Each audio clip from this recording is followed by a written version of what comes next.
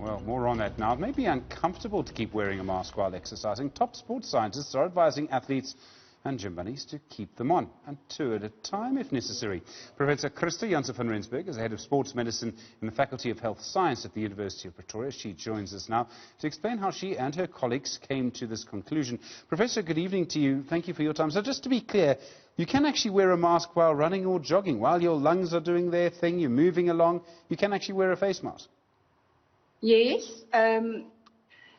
I think, the conclusion we came to is that when you exercise where other people are around, then it is safer to wear a mask because the mask will help with source control. It will still be the best if you can train on your own and you don't need to wear a mask.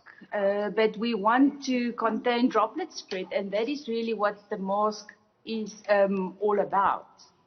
I think some people who wear a mask day to day in their daily business will report walking upstairs with the mask on and feeling a little breathless. I mean, doesn't it make you a little breathless to exercise with this mask on?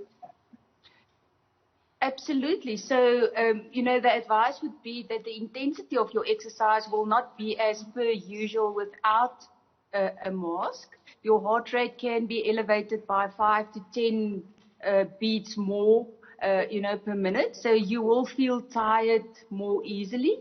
And also, depending on the type of mask you use, you will have a different type of effect on your feeling of fatigue and tiredness and the heart rate increasing. And if you feel short of breath or lightheaded, you'd take it off immediately, right? Or just pull it off your face? Absolutely. Do you need to choose your type of mask quite carefully? This will be very individualized. We advise people, of course, not to use the surgical masks that's meant for the healthcare professionals, and also because you need to discard of that every time that you've used one.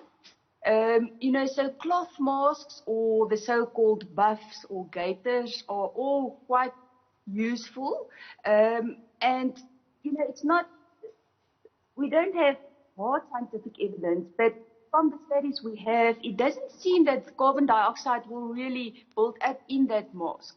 So the mask is not about stopping you from breathing. It's, as I said, it's source control. You want to prevent the droplets from spreading and transmitting the disease. So one would advise athletes to go out and try and test and see what works for you.